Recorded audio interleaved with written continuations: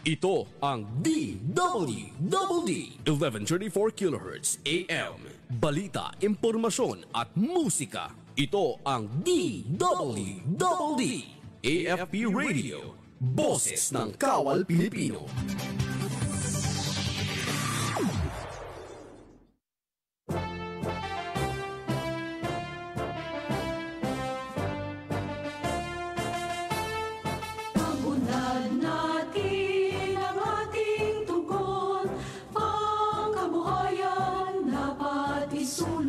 Kababayan kong handang tumulong ngayon, bukas at habang panahon.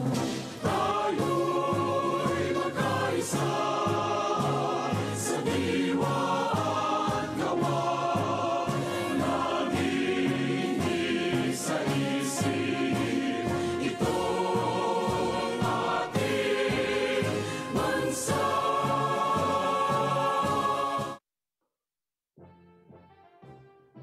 Isang maganda at produktibong araw mga kamanggagawa.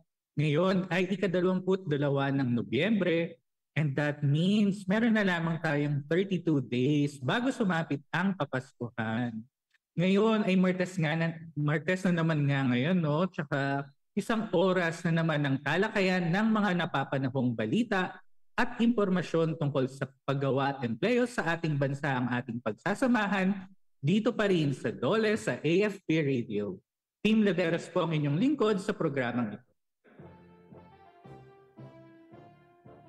Binabati rin po natin ang ating mga kamanggagawa na nakatutok via the Armed Forces Radio, DWDD 1134 kHz sa AM dial, pati na rin sa mga nanonood ng ating live stream via the AFP Radio Facebook page and the Department of Labor and Employment official Facebook page. At speaking of mga nakatutok, shout out naman syempre sa ating mga kamanggagawang nakasubaybay pa noong nakaraang episode natin. So unang-una dyan si Eugene De Asis. Magandang umaga sa iyo, Sir Eugene.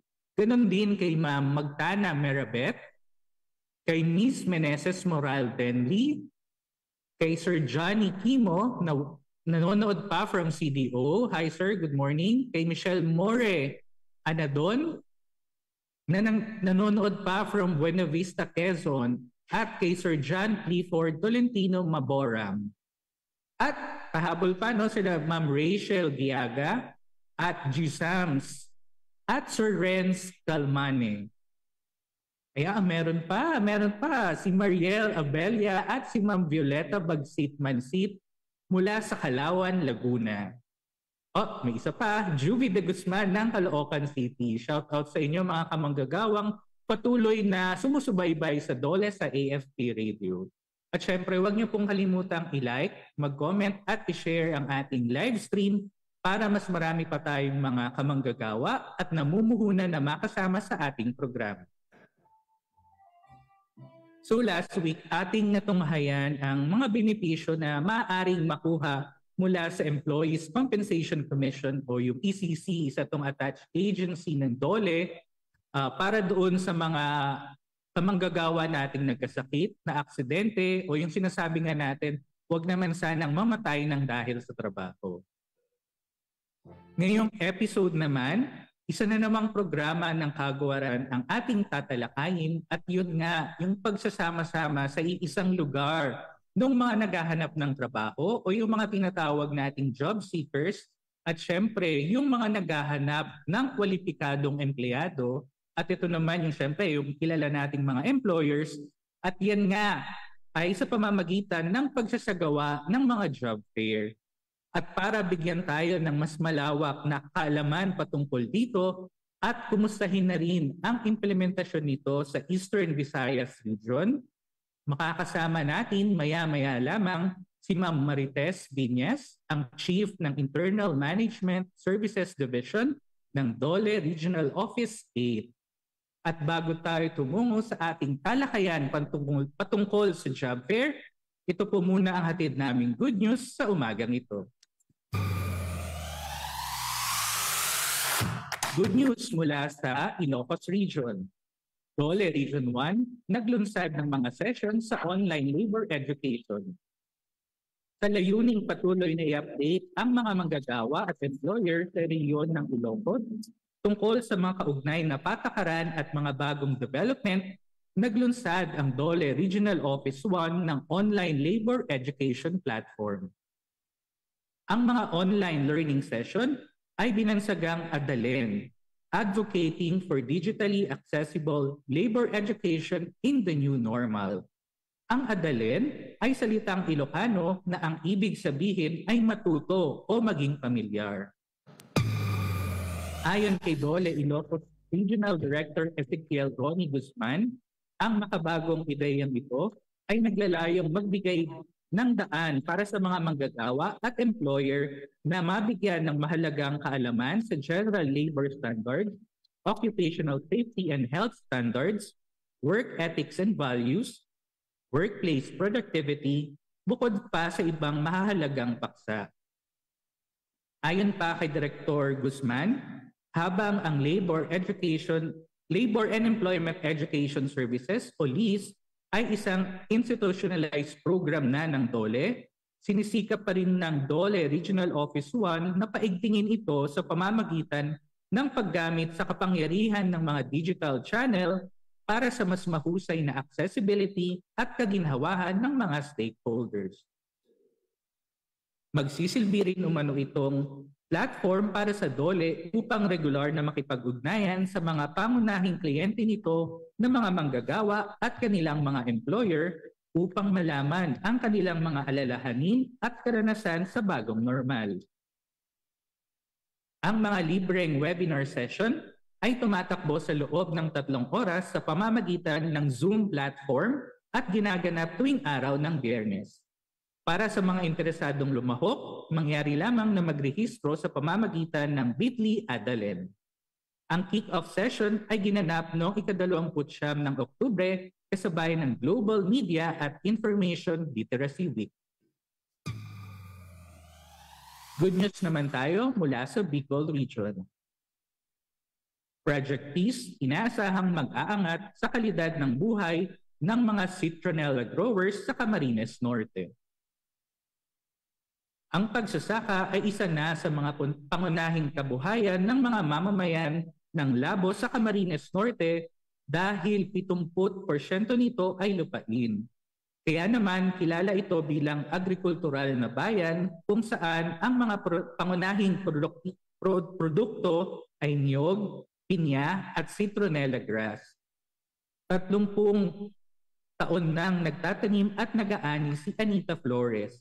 56 na taong gulang na damo ng citronella sa Barangay Kanapawan sa bayan ng Labo.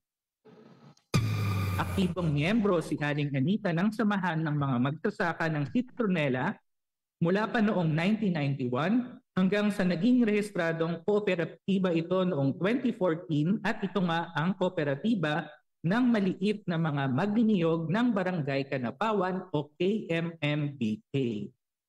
Sa kinikita niya mula sa kooperatiba at sa suporta ng kanyang asawa na isa namang mananahi, napag-aral nila ang kanilang mga anak sa kolehiyo na ngayon ay pawang mga profesional na sa kanilang mga napiling karera. Upang higit pang mapabuti ang buhay ng mga nagtatanim ng citronella, tulad ni Aling Anita, nagbigay ng Livelihood Enhancement Project na pinamagatang Productivity Enhancement on Aromatic Citronella Extract o PEACE Project ang Department of Labor and Employment Regional Office 5 na nagkakahalaga ng higit 300,000 sa KMMBK para ipambili ng mga kagamitan, kasangkapan at mga materyales na ginagamit sa pagproseso ng citronella oil at mga byproducts nito. Ang KMMBK ay isa sa mga grupo ng Sustainable Livelihood Framework na tinulungan ng DOLE kung saan ipinagkaloob nito ang isang oil extracting machine para sa kanilang citronella oil venture noong 2014.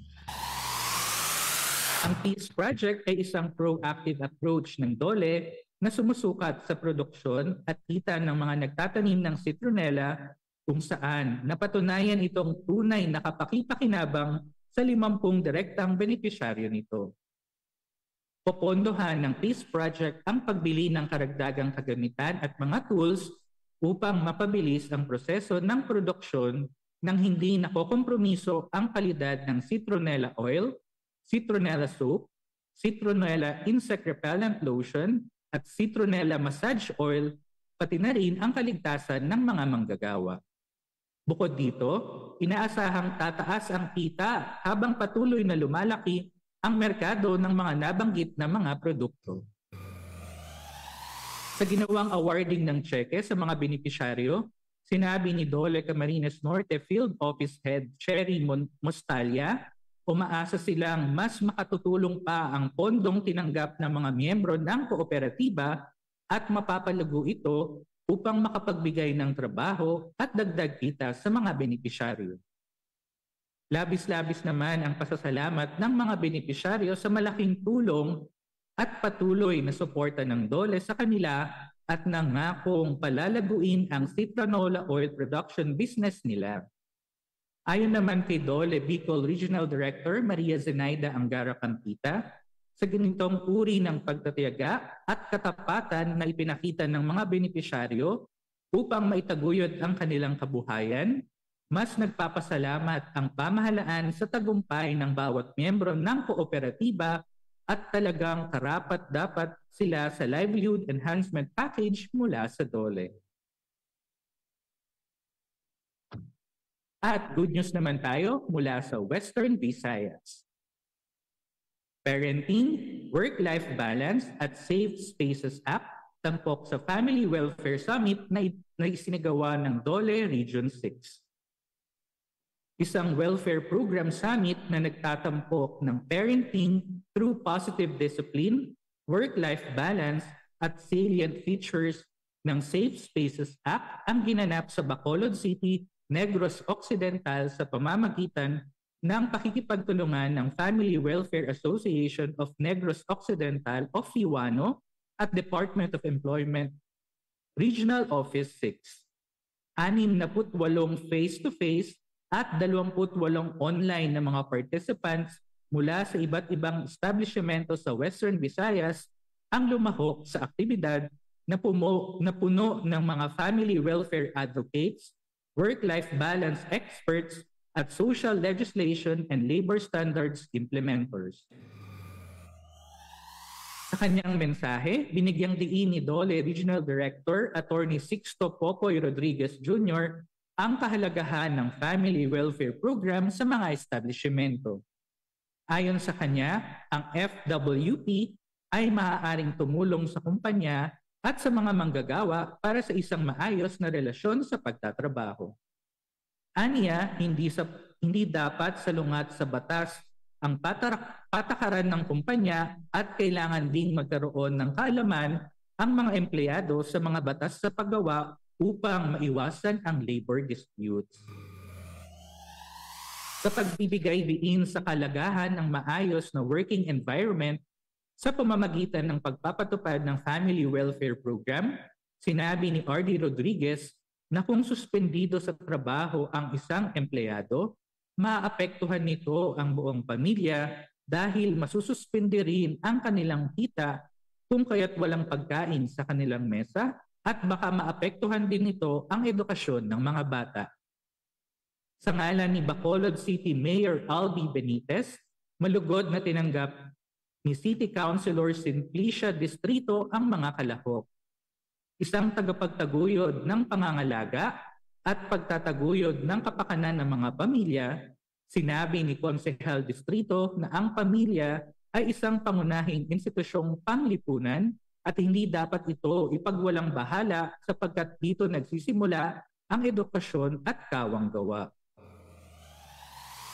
Lubos naman ang pasasalamat ng lokal na pamahalaan ng Bacolod City sa Dole at sa Family Welfare Association ng Negros Occidental. Umaasa ang punong lungsod nito na si Mayor Albi Benitez na hindi lamang magiging enriching ang aktibidad, kundi lilikha din ito ng pupunan. Sinabi ni Mayor Benitez na bukas ang pamahalaang lungsod ng Bacolod sa anumang posibleng pakikipagtulungan at kolaborasyon para sa mga programang kapaki-pakinabang para sa mga pamilya.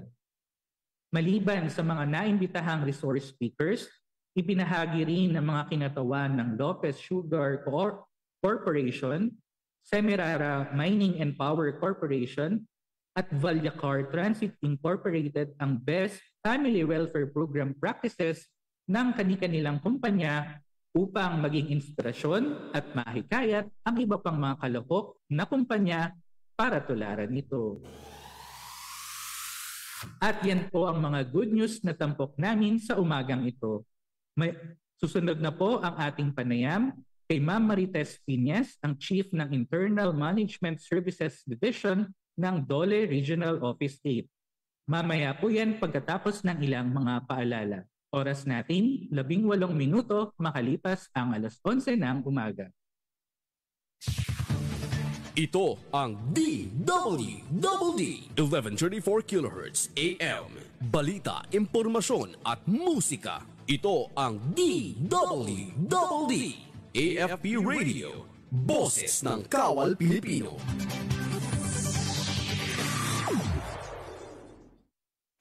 Araw-araw ang digmaan. Umaga't gabi sumasabak sa laban. Dapat protektado ka outside at inside. Immune Advance contains 4 active ingredients gaya ng lagundi, malunggay, non-acidic vitamin C at zinc. Tulong pampatibay resistensya para tulong proteksyon. Isama pa ang proper diet at exercise. Para katawan ay handa, Immune Advance helps support a healthy immune system. Immune Advance ang sandata. No approved therapeutic claims. Ang Immune Advance ay hindi gamot at hindi dapat gamiting panggamot sa anumang uri ng sakit. Available in Shopee, Lazada, and other leading drug stores.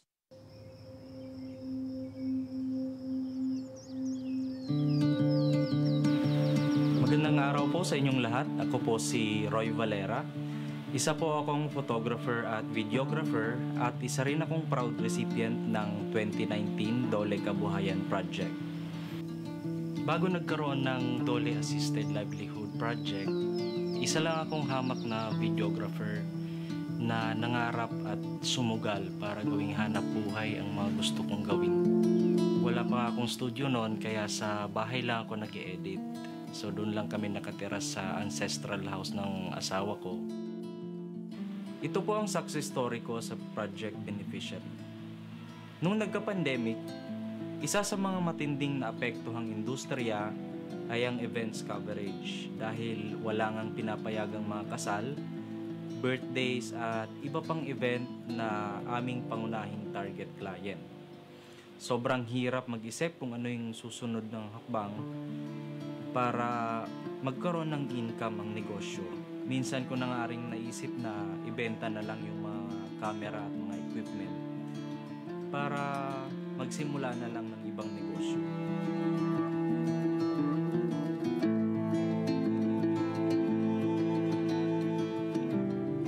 Ako si Mary Lou Valera, asawa ni Roy Valera na isang beneficiary ng Dole Assistance Program. Isa ako sa mga medical frontliner na nakibaka laban sa COVID-19. Ang pandemya ay nagdulot sa akin ng sobrang pagod, takot at stress. At lahat ng ito ay nagdulot sa akin ng sobrang problema sa pagtulog o sleep disorder. Pero sa kabila ng paghihirap ko, kailangan ko pa rin magtrabaho sapagkat wala naman akong choice kasi nawalan ng kita ang asawa ko. Pero dumating ako sa point na hindi ko na talaga kaya magtrabaho dahil sa puyat. Sobrang hirap ng kalagayan namin noon. Sakto nung panahon na yun, dahil wala ngang mga flight o ibang public transportation, hindi makapunta sa mga probinsya ang staff ng GMA para i-video ang mga ika-cover nilang story. So ang ginawa nila, kumontak sila ng mga local videographers para mag-shoot sa kanilang mga istorya.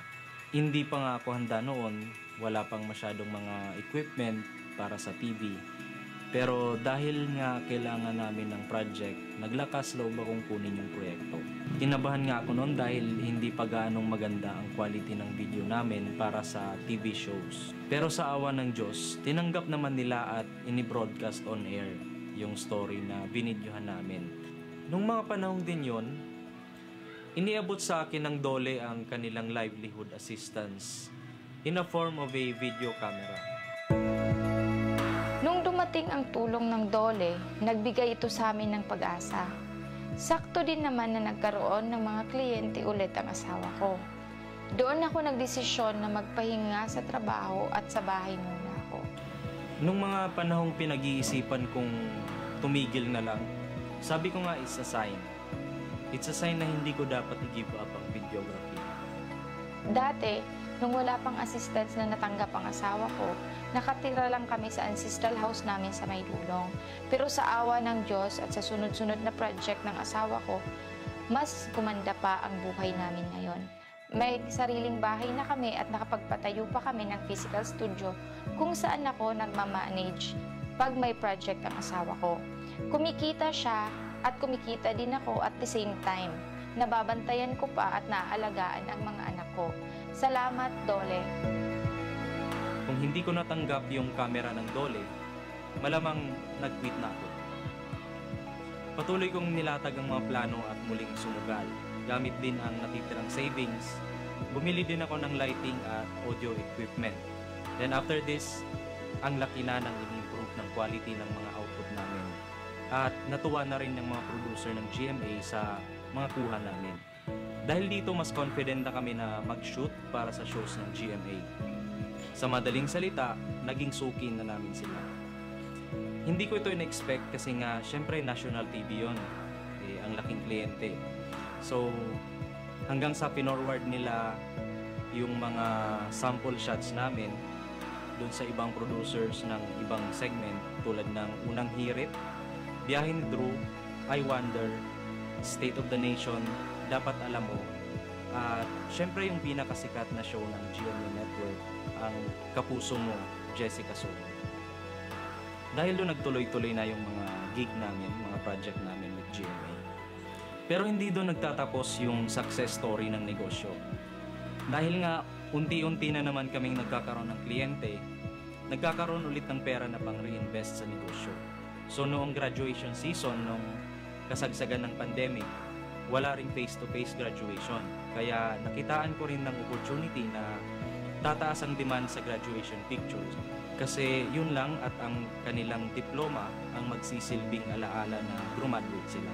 Gamit pa rin ang naipong income, bumili ako ng printer para magkaroon ng pang-print ng pictures sa graduation. Para sa marketing naman, naglaan din ako ng pondo para sa paid advertisements sa social media. Sa katapusan ng project, nagkaroon ako ng 483 clients at ang singil ko doon ay 500 pesos per client for the package price. So nagkaroon kami ng 241,000 pesos na gross income at 180,000 naman na net income.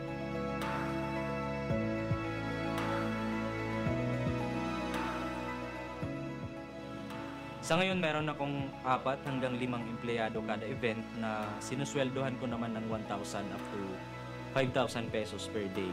Depende sa skill set nila at sa budget ng shoot. Nag-work po ako dati sa Manila as a stock clerk po. Tapos, nung nagka-pandemic po, nag-decide po yung mga magulang ko na pauwiin po ako kasi nga parang naririnig na nila sa balita na parang nagpapanik na po sa Metro Manila. Tapos, pagka-uwi ko po dito, wala akong trabaho, wala. Tambay lang po sa bahay. And then parang si Sir Roy, available ka ba sa Rayograph Studio? Sabi ko, sure. Depende po kung anong function doon. Ay, one day, 1K, nung production assistant pa lang po.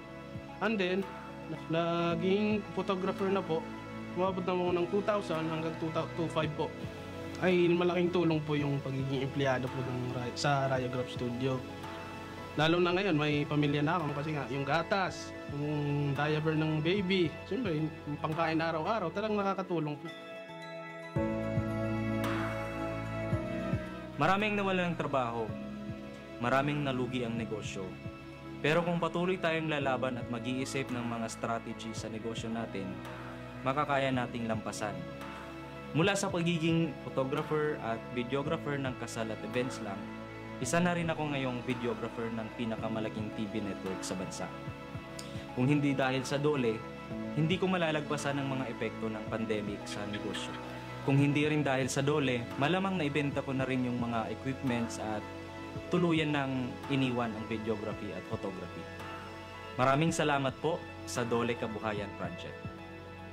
Yung naging impact sa amin ng Dole Assisted Livelihood Project, hindi lang siya pangkabuhayan. Yun din yung nagbigay ng pag-asa sa pangarap ko.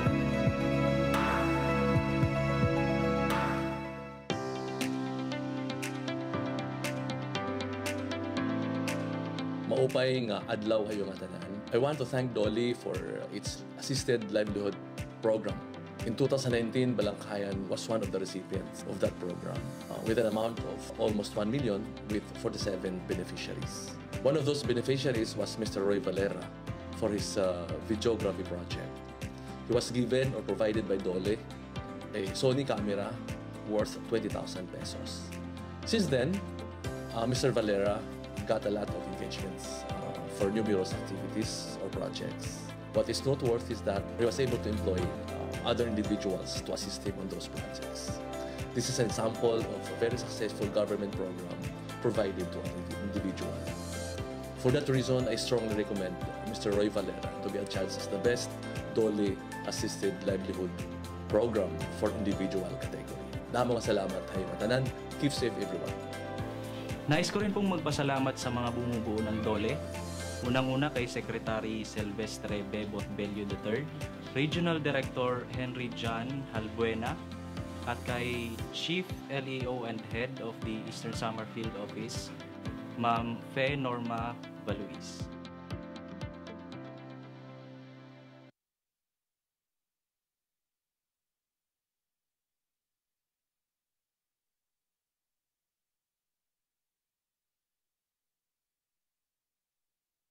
Nagbabalik po tayo dito pa rin sa Dole sa AFP Radio. Oras natin, 28 minuto makalipas ang alas 11 ng umaga.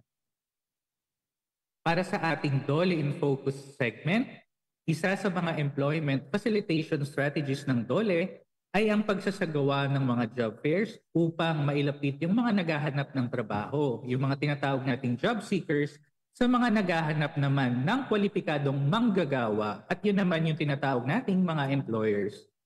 Kailan ba ito isinasagawa? Ano din ba yung mga requirements na dapat ihanda ng ating mga kamanggagawa? Yan ang ating pag-uusapan ngayong umaga kasama for the first time sa ating programa si Ma'am Marites Viñas, ang Chief ng Internal Management Services Division ng Dole Regional Office 8 Eastern Visayas Region. Magandang umaga po, Ma'am Tess. Good morning, Ma'am Tess. Hi, magandang umaga po sa ating lahat. Lalong-lalo na po sa ating mga tagapakinig. Magandang umaga sa iyo, Mr. Tim. Tsaka kay Ma'am Carla. Is she there? Ay, wala po, Ma'am. Si Ma'am Carla po ngayon. Okay. Wala po mag-isa. Maraming salamat po, Ma'am Tess, sa pagtanggap sa aming imbitasyon para pag-usapan nitong pagsasagawa ng job fair dyan po sa inyong rehiyon sa Eastern Visayas. Yes, sir. Opo. Ma'am, diretso na po tayo sa ating topic. Isa po sa mga programang ating ipinapaabot sa publiko ay yung regular na pagsasagawa ng mga job fair. Pakibahagi naman po, Ma'am Tess, yung layunin ng job fair at paano din ba ito maaaring mapakinabangan ng ating mga kamanggagawa? Siyempre, gayon din ng ating mga employers, Ma'am Tess. Opo, dito po tayo sa paksa ng Jobs Fair. Ang Jobs Fair po ay isang flagship program ng Department of Labor and Employment na matagal na po natin itong isinasagawa sa request po ng ating mga LGUs at most often po pagka nagkakaroon po tayo ng Labor Day celebration natin on May 1 at saka po sa Independence Day sa araw ng ating kalayaan. So yun po yung pinaka objective. Araw po na pinagdarausan ng ating Jobs Fair. Layunin po ng Job Fair na suportahan ng negosyong muling nagbukas at ngayon muling sinasaayos ang kanilang workforce na gustong makakuha ng mga karapat-dapat na mga empleyado sa kanila pong mga establishmento. Ganon din po, ito rin po ay isang pagkakataon para sa ating mga graduates, sa ating mga job seekers na mapunta sa isang lugar at makita ang kanilang future employers. Dinadala po natin sila sa isang lugar, kasama po ang employers na nagbibigay po ng listahan ng kanilang mga pangangailangan na mga empleyado sa kanilang establishmento. Ganon din naman po ang mga manggagawang pumapasok po sa ating jobs fair ay ang mga manggagawang kagagraduate lang at yung nakagraduate na po na hindi pa rin po nakahanap ng trabaho sa kasalukuyan. Lalo na po na nagkaroon ng pandemic, talaga pong hinanap-hanap po talaga nila ang jobs fair. Natatandaan ko po ng after ng pandemic, the first time that we conducted yung unang-una namin pong jobs fair, napakarami pong tao talaga. At parang nasabik sila sa programang ito ng Department of Labor and Employment sapagkat malaki po talaga ang naibibigay na tulong at oportunidad, no, ma'am? Oportunidad para sa kanila po, both sector, the employers and the job seekers. So palagi pong nangunguna ang Department of Labor and Employment sa inisyatibo para po mapaunlad ang ating mga negosyo at ganoon din po makapagbigay ng disenteng trabaho para sa ating mga manggagawa. Opo. Ma'am Tess, i-clarify lang natin, no? Itong pagsasagawa ng jobs fair is upon request ng LGU. Hindi naman po ito tuwing Labor Day lang at Independence Day. Opo, katulad nga po ng nasabi ko kanina, pag ang isang local government unit po ay nag-request sa Department of Labor and Employment through their public employment service offices, kung malalaman po natin, meron po tayong mga peso sa lahat po ng mga munisipyo sa buong Pilipinas po. So, ganun din po sa Eastern Visayas, meron po tayong mga peso sa bawat munisipyo na kinakausap natin sa araw-araw kung anong mga pangangailangan ng kanilang mga manggagawa. So, pag nag-request po sila ng conduct ng jobs fair, pupunta lang po sila sa aming mga opisina, sa aming mga field offices. Meron po kaming field offices. PP2 po yung field offices namin sa Region 8 or Eastern Visayas po. Yes po. Susunod naman na katanungan, Ma'am Tess, no, para mabigyan din ng impormasyon yung ating mga kamanggagawang nakatutok sa programa. Ano po ba yung usual na minimum qualifications na hinahanap po ng ating mga employers sa mga gusto nilang kuning manggagawa? At pakibanggit na rin po, Ma'am Tess, no, yung mga basic requirements na dapat dala-dala ng ating mga job seekers kung sakaling sila ay pupunta sa ating mga jobs fair. Opo, totoo po yan. Napakahalaga po niyang tanong ninyong yan. So, unang-una po, yung mga employers po ngayon ay syempre aside from the basic requirements na dapat ihanda ng isang job seeker, dapat din po ang isang job seeker ay makapakita na sila ay handa sa mga katungan sa job interview.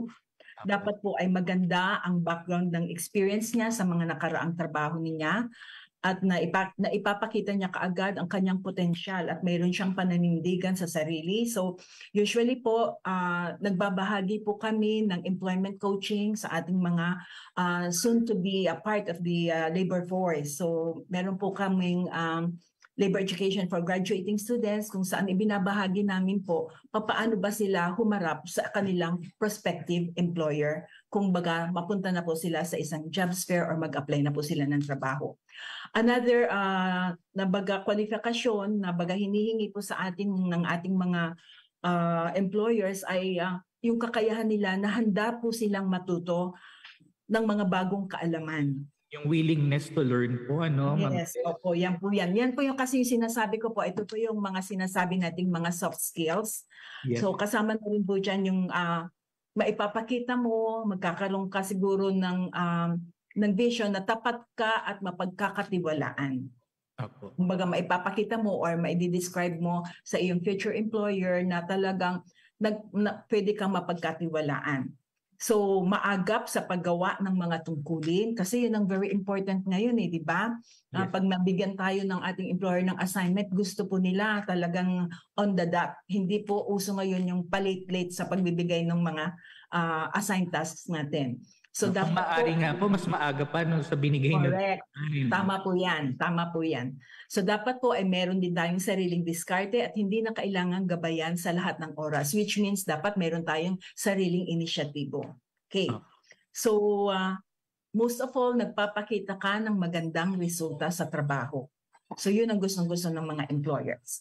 Of course, pag pumunta ka sa jobs fair, dapat dala mo na yung iyong resume na isang maikling version ng iyong profile. Kumbaga, isa kang produkto, meron kang flyer, di ba?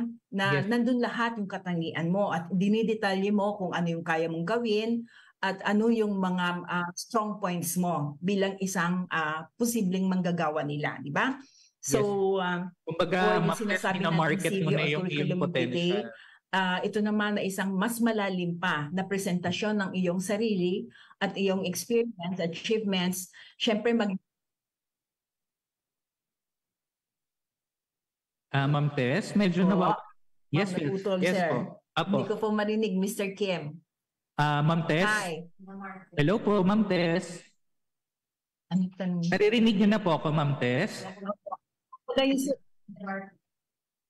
Yung pong curriculum vitae po natin, ay kumbaga, yun yung strategy mo. Yes po. Okay po. Yes, sir. Hindi niyo po...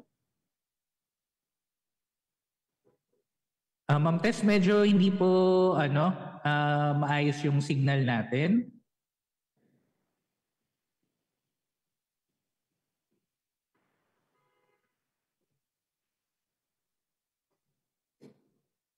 So habang inaayos natin yung linya ni Ma'am Tess ng Dole Regional Office 8, baka siguro mas maganda rin na mamaya tatanungin natin sa kanya yung mga partner agencies din natin dito sa jobs fair.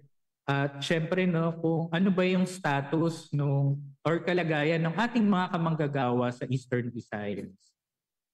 Nandiyan na ba si Ma'am Tess sa ating linya?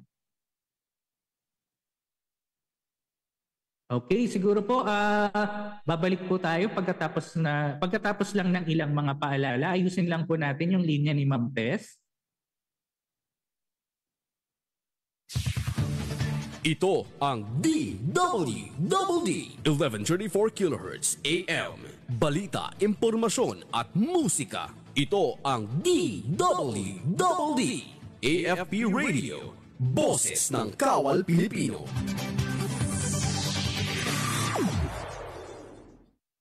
Mga katropa, alam mo ba na ang DWDD 1134 kHz AFP Radio ay ang opisyal na radio station ng Sandatahang Lakas ng Pilipinas na binubuo ng Army, Navy at Air Force na siyang maghahatid sa inyo ng mga balita mula sa ating Armed Forces at iba pang impormasyon. Mga katropa, hanapin at ilike kami sa Facebook, Twitter at YouTube. DWDD AFP Radio, ang boses ng Kawal Pilipino.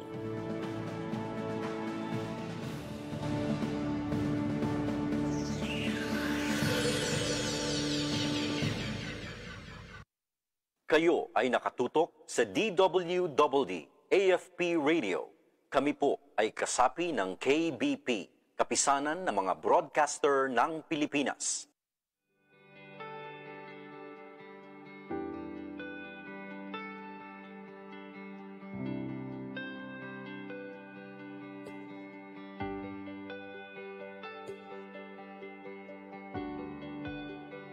To our fearless frontliners who daily risk their lives at harm's way so that others can continue to live at peace.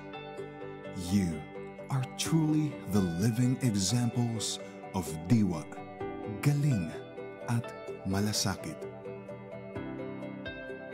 Your Air Force family cannot thank you enough for your daily sacrifices. We will support and pray for you until we overcome this virus as one. Saludo kaming lahat sa inyo.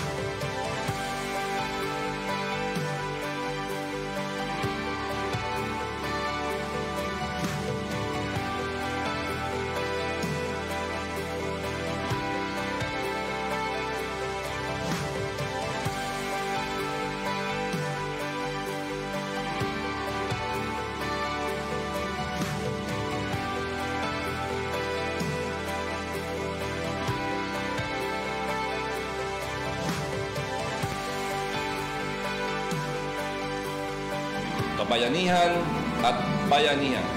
Ito ang ating panlaban. I salute you, fearless Philippine Air Force frontliners.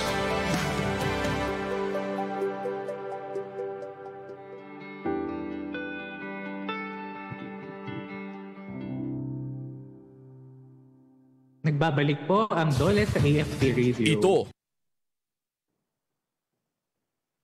Nagbabalik po ang Dole sa AFP Radio. Ma'am Tess, hello po. Nagbabalik po tayo sa ating programa.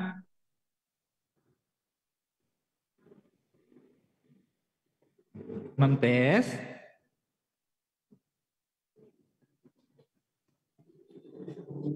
So, nabanggit kanina ni Ma'am Tess, na ayan, Ma'am Tess, welcome back po. Pasensya na po, nawala tayo sa connection po. No problem, Ma'am Tess. So, yes, salamat po. Opo, susunod naman po naming katanungan sa inyo, Ma'am Tess.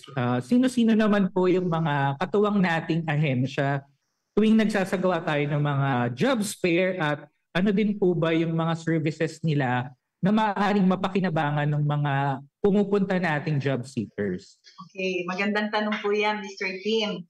Okay, alam po ng Department of Labor and Employment na hindi namin kakayaning magsagawa ng isang job fair na hindi kasama po ang iba nating mga ahensya ng gobyerno. So, kasama po natin dyan din yung NMP, ECC, OWA.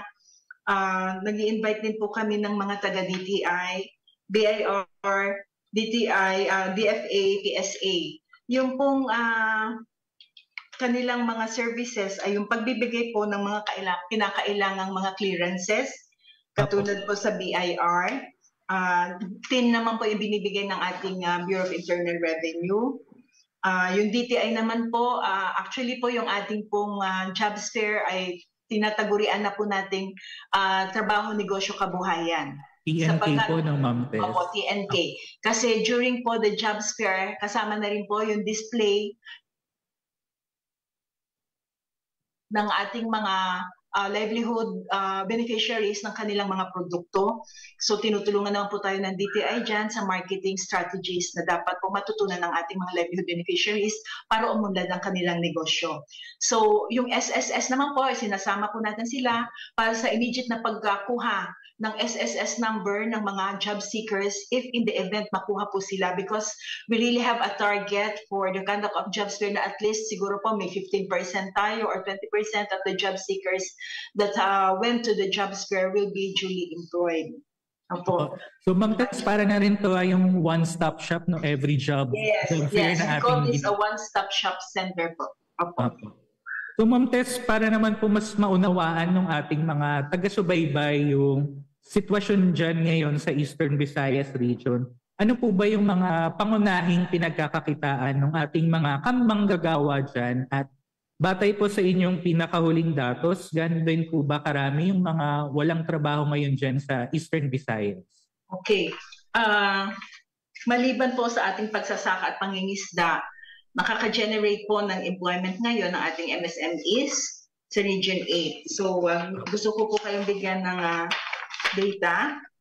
So meron po tayong 32% sa ating agriculture and forestry, at sa industry naman po nangunguna rin ang construction na may 8.66 participation, at ang sumunod po ay ang mga sa services na po. So wholesale, retail, trade, and repair of motor vehicles, yun po ang ating mga karaniwang nakakapagbigay ng employment sa ating mga job seekers ngayon po.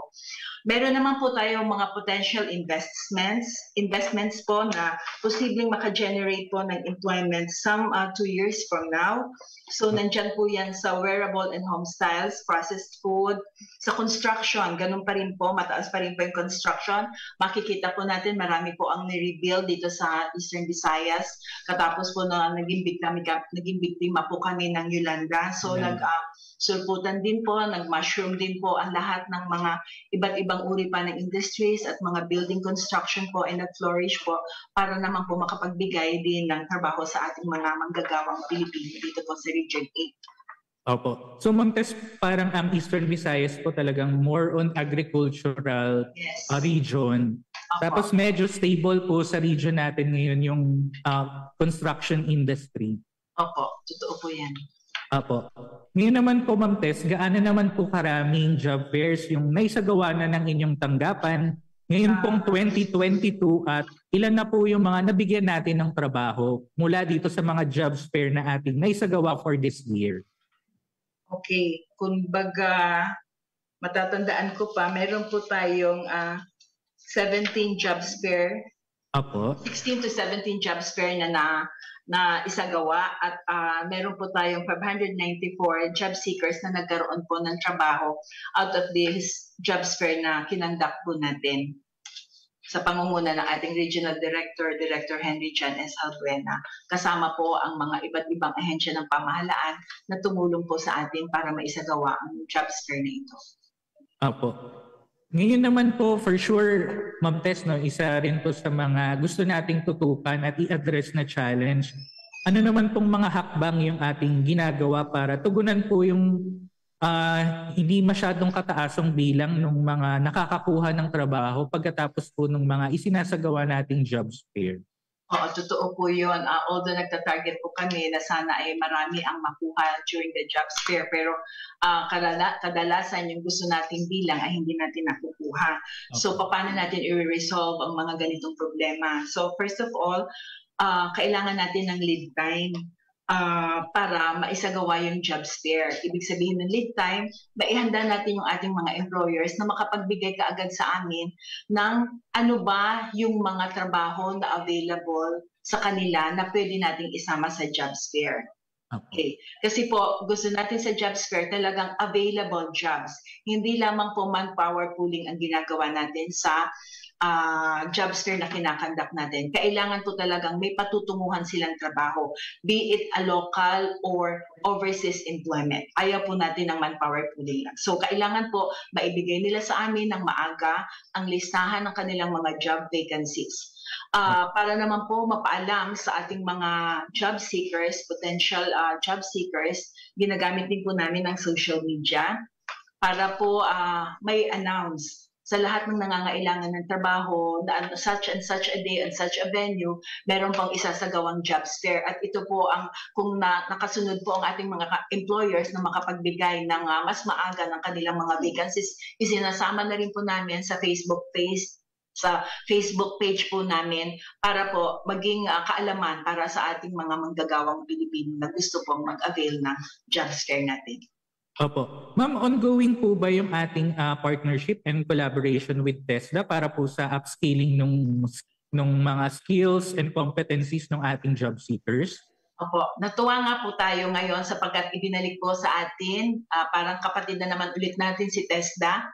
Opo, di ba? Balik na si TESDA. Kasi sila po yung ating training arm, di po ba? Okay. So pag dumating sa jobs fair at syempre nag-i-screening po muna kami. So pagka nakita po namin na medyo may kakulangan pa sa skills ang nag-a-apply na manggagawa, inire-refer po natin sila sa TESDA para mabigyan po ng informasyon at scholarship kung po pwede lang at kung may mga bakante silang scholarship, nakaka-avail din po during jobs fair yung mga manggagawang gustong matuto pa ng iba pang skills. Kasi karamihan din po ngayon ng mga pangangailangan ay mga skills-driven. At ang gusto po ng mga employers ngayon ay yung multi-skilling. So hindi ka lang dapat marunong sa isang trabaho, dapat marunong ka sa iba pang uri ng trabaho na posible mong makasalubong as you perform your work. Siguro po mas gusto ng mga employers din na mas itaas pa yung employability ng ating mga job seekers na Ma'am Tess. Apo. Ngayon naman Ma'am Tess, paano at saan naman po maaaring makipag-ugnayan yung ating mga kamanggagawa na naghahanap ng trabaho o nais pong magtanong patungkol po sa mga programa at serbisyo na inihahatid po ng DOLE Regional Office 8? Opo. Meron po kaming website. Pwede po natin itong pasukan sa www.ro8.dol.gov.ph. At meron po kaming 7 field offices. So meron po kami sa North Leyte na nasa sakupan po niya yung 1st and 2nd districts of Leyte. Meron po kaming West Leyte Field Office na nakabase po sa Ormoc at sinasasako po niya ang 3 distrito ng Leyte, the 3rd, the 4th, and the 5th districts of Leyte. Meron din po kami sa Southern Leyte na nakabase po sa Maasin. Meron po kami sa Naval, Biliran. Meron din po kami sa Catbalogan, sa West Samar po. Meron po kami sa Eastern Samar na nakabase naman po sa Borongan. At meron po kaming field office din po sa Northern Samar na nakabase naman po sa Catarman, Northern Samar. So sila po yung ating mga field offices at ang ating pong mga field office heads po ay nandun kasama po ang kanyang mga kasamahan sa trabaho, sa field office, willing and will be glad to assist and be available for service at all times. Pwede rin po kaming makontak dito. Ang regional office po natin ay nandito po sa 13 Martires Street, Tacloban City. Okay, katapat lang po kami ng Kapitolyo ng Leyte. So meron din po kaming Facebook account na karaniwang pinapasukan ng ating mga youngsters, facebook.com, Dole Tacloban 08.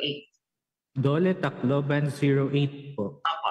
Yun po yung ating Facebook page. So, isa pa po, meron din po kami mga public employment service offices sa lahat po ng ating mga munisipyo na katuwang po ng Department of Labor and Employment sa pagsasagawa ng ating employment facilitation services, employment generation and employment facilitation services. So, our PESOs have been duly trained. They have been provided so many capability trainings to really respond immediately to the challenges of employment facilitation. So, handang-handa po yan sila, I truly believe. Apo. Ma'am Tess, no, binibigay na po namin sa inyo yung pagkakataon na magbigay po ng mensahe sa ating mga kamanggagawa, mga namumuhunan at syempre yung mga partner institutions po natin dyan sa Eastern Visayas. Okay, maraming salamat po sa pagkakataon ito. In behalf sa aming Regional Director John S. Halbuena, nagpapasalamat po kami sa pagkakataong ito na ibinigay ng AFP Radio para ipaalam namin ang lahat ng programa ng Department of Labor and Employment, particularly for this session, yung ating pong jobs fair. Matinding hamon po ang kinaharap natin sa mga nakalipas na taon. Pero marami po dito ay napagtagumpayan natin sapagkat nagpamalas po tayo ng tapang at katatagan ng ating mga manggagawa sa Rehiyon 8. Kaikibat po ng produktibong ekonomiya ang pagkakaroon ng matatag na hanay ng manggagawa.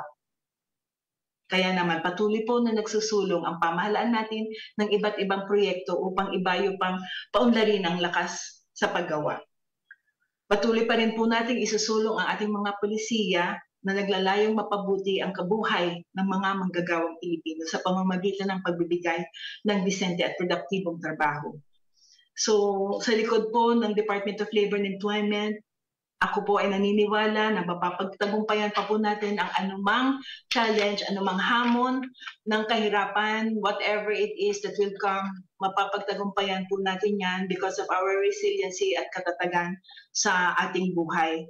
Sa tulong din po ng may kapal na siyang Almighty, I do believe that we will prosper and then we'll be able to get the best for our employees and ultimately for our country. Salamat, Mr. Tim.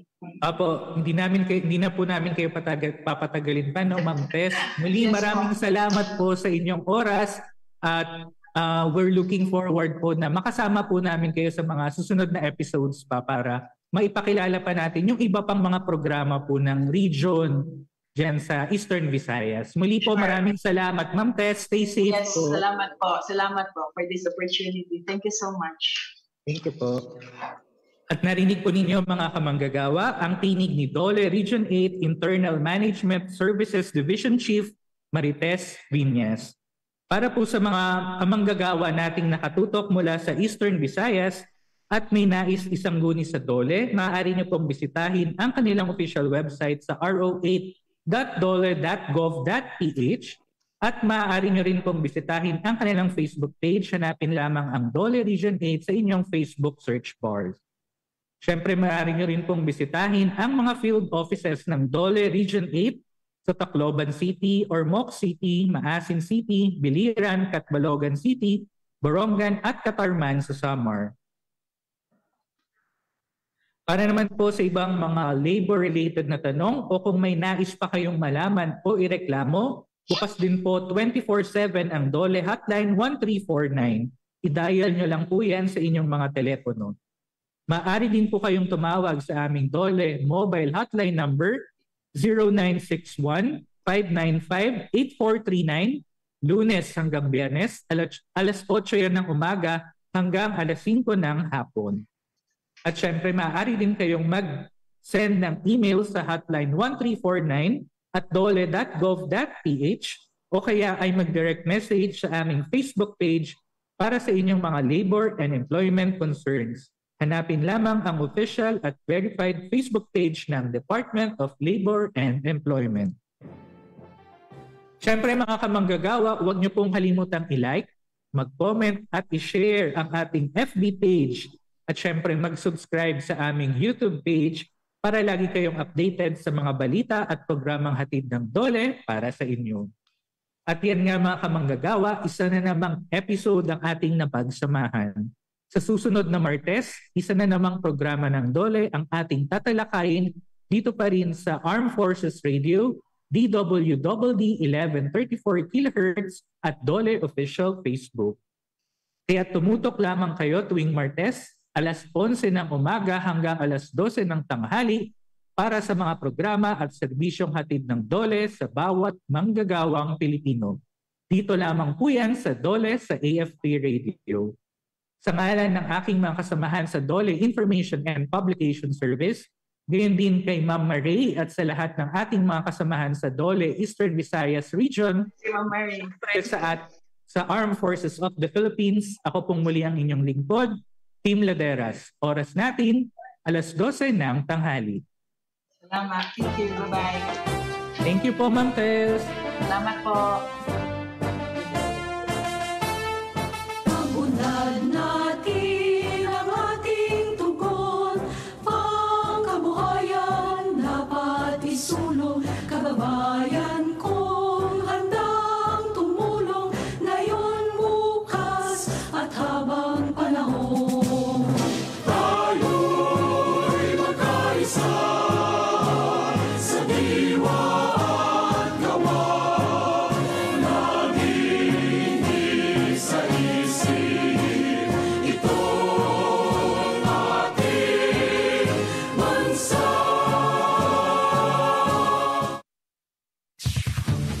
Ito ang DWDD 1134 kHz AM. Balita, impormasyon at musika. Ito ang DWDD AFP Radio. Boses ng Kawal Pilipino.